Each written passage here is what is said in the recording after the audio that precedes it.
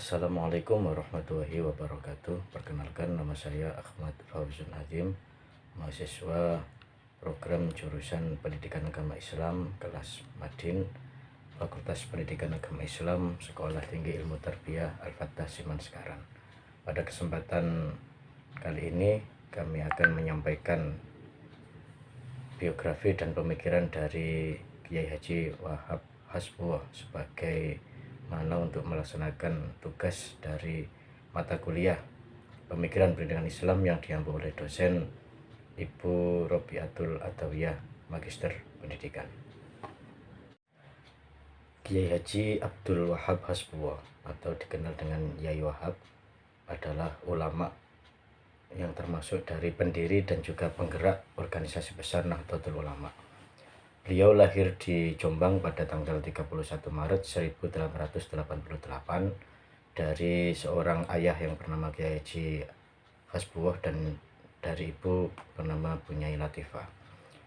Pada mula pergerakan pendirian kemerdekaan, Yai Wahab Hasbuloh bersama dengan kiai-kiai yang lain itu mendirikan majalah atau koran yang dinamakan dengan Suara Nahdlatul Ulama sebagai ikhtiar bahwa dengan adanya koran atau majalah tersebut untuk menyampaikan gagasan dan pikiran agar diketahui oleh masyarakat luas.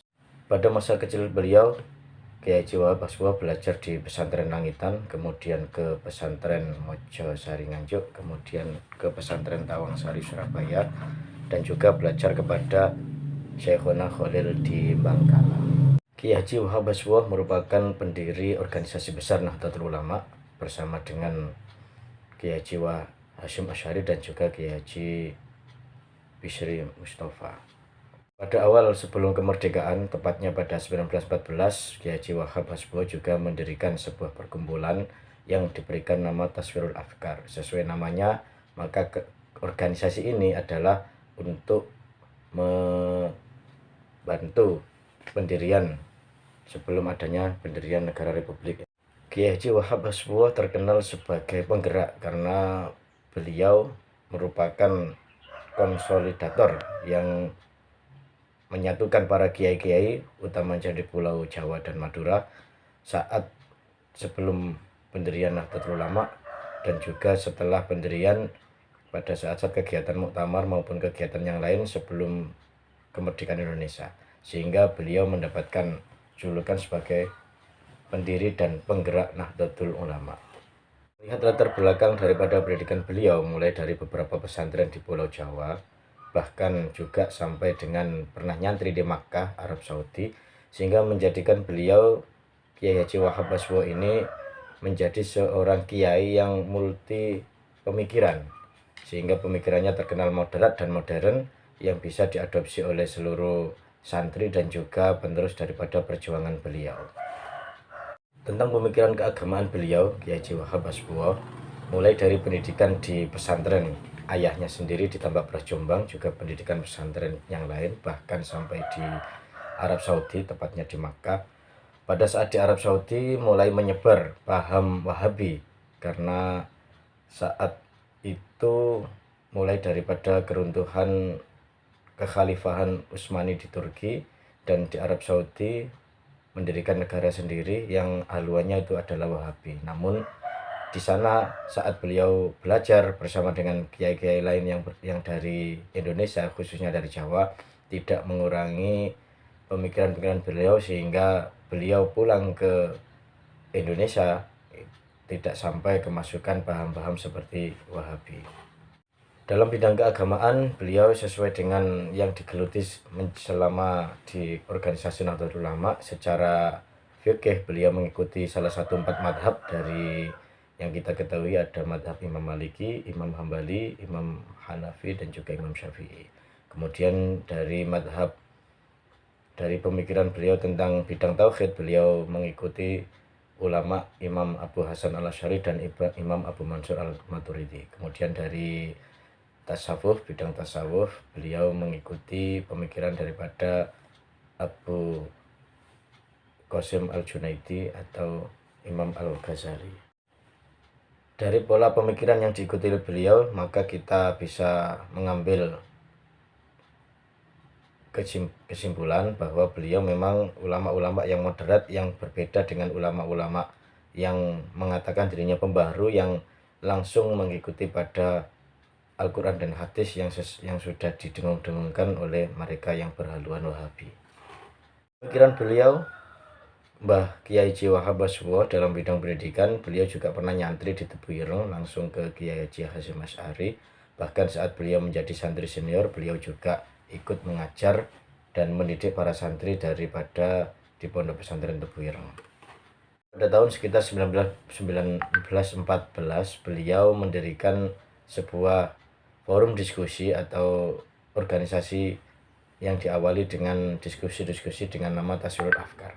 Melalui wadah Taswirul Afkar ini, Kiai Haji Wahab Hashbuwah bersama dengan santri-santri yang lain dan penggerak-penggerak yang lain ini melaksanakan curah pendapat dan gagasan pemikirannya terkait dengan hal-hal yang bersifat semuanya, mulai dari pendidikan, kebangsaan, dan juga tentang kemasyarakatan serta sosial yang menyangkut kebaikan bangsa negeri ini, karena kita tahu waktu itu bangsa Indonesia masih dalam penjajahan Belanda. Bidang pergerakan seperti yang kita ketahui bersama, Kiai Haji Wahab Hashbuwah ini merupakan pendamping daripada kiai-kiai besar lain, karena pada waktu itu usia Kiai Haji Wahab Hashbuwah saat pendirian Nahdlatul Ulama itu juga masih muda.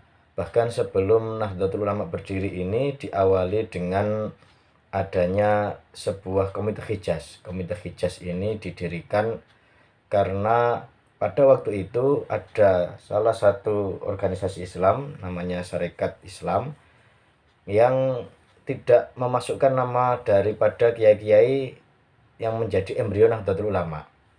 Waktu itu ada kegiatan konferensi besar di Arab Saudi. Nah, salah satu yang menjadi pemikiran beliau pada waktu itu adalah bahwa di Arab Saudi menyebar paham Wahabi, salah satunya ingin meluluh lantahkan atau membersihkan makam-makam Nabi yang dikatakan bid'ah.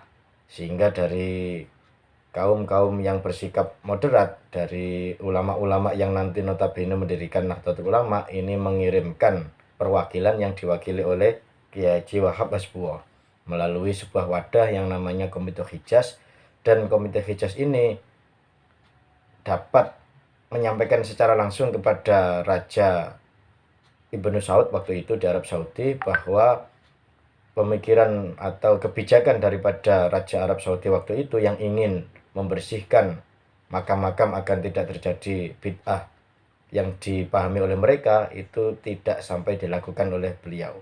Sehingga Komite Hijaz ini berhasil dalam melaksanakan misinya. Setelah pulang dari Komite Hijaz ini, semakin dirasa penting untuk mendirikan sebuah organisasi yang untuk mewadahi para pemikiran-pemikiran ulama yang bersifat moderat. Sehingga Kiai Haji Wahab Hashbuwah ini yang tadi dikatakan sebagai kiai penggerak karena beliau memang ringan kaki untuk melaksanakan konsolidasi kepada kiai-kiai lain khususnya di Jawa dan Madura untuk mendirikan sebuah organisasi. Sehingga pada waktu itu terbentuklah sebuah organisasi Nahdlatul Ulama. Di Nahdlatul Ulama ini menjadi wadah dan curah pikiran daripada Kiai Haji Wahab Hashbuwah yang pertama dinahkodai oleh Kiai Haji Hasyim Asy'ari, dan Kiai Haji Wahab Hashbuwah ini membantu Kiai Haji Hasyim Asy'ari untuk melaksanakan kegiatan-kegiatan keorganisasian Nahdlatul Ulama dalam rangka melindungi dan juga melestarikan ajaran-ajaran Islam ala Ahlussunnah wal Jamaah yang dipahami oleh atau yang dikodifikasi sesuai dengan pemahaman Nahdlatul Ulama. Sehingga pada waktu sekitar tahun 1947 usai wafatnya Kiai Haji Hasyim Asy'ari, maka Kiai Haji Wahab Hashbuwah ini didapuk menjadikan Rais Am menggantikan Kiai Haji Hasyim Asy'ari. Salah satu kerendahan hati beliau setelah dijadikan Rais Am waktu itu NU, di saat Rais masih Kiai Haji Hasyim Asy'ari itu diberi nama Rais Akbar, tapi karena kerendahan hati beliau Wahab Hashbuwah, beliau tidak mau diberi nama Rais Akbar sehingga berubah menjadi nama Rais Am dan berlaku sampai saat ini. Kiai Haji Wahab Hashbuwah saat menahkodai sebagai Rais Am, pimpinan tertinggi di Nahdlatul Ulama, beliau juga semakin banyak mencurahkan pemikiran, dan organisasi NU ini diarahkan mulai dari bidang pendidikan, bidang keagamaan, bidang sosial, dan juga bidang politik, semuanya mewarnai di kehidupan bangsa dan bernegara, apalagi waktu itu Indonesia ini baru saja mendapatkan hadiah hasil perjuangan bangsa, hasil perjuangan rakyat Indonesia, yakni berupa kemerdekaan Indonesia. Dari cerita atau tentang biografi dan pemikiran Kiai Haji Wahab Hasbuloh, kita sebagai generasi penerus dapat mengambil ibroh, dapat mengambil manfaat, dan juga dapat mengambil pengalaman-pengalaman, sehingga kita selaku mahasiswa khususnya dan juga santri dan pelajar pada umumnya ini dapat meneruskan jejak-jejak perjuangan beliau, yakni terkait dengan melestarikan ajaran Islam Ahlus Sunnah wal Jamaah yang sesuai dengan alam yang ada di Indonesia dan juga sesuai dengan ajaran-ajaran Nahdlatul Ulama, sehingga ke depan yang diharapkan oleh beliau sesuai dengan pola pemikiran dan perjuangan beliau ini melalui organisasi Nahdlatul Ulama ini benar-benar bisa memberikan warna tersendiri dan juga menjadi penyeimbang bagi kehidupan berbangsa dan bernegara. Demikian yang dapat kami sampaikan terkait dengan menceritakan kembali biografi dan pemikiran dari Kiai Haji Wahab Hasbuloh, mulai dari masa kecil beliau, kemudian remaja saat melaksanakan kegiatan pergerakan-pergerakan beliau, sehingga kita semua dapat mengambil ibroh dan pengalaman daripada beliau. Kurang lebihnya kami mohon maaf yang sebesar-besarnya. Wallahul muwaffiq ila aqwamit thoriq. Wassalamualaikum warahmatullahi wabarakatuh.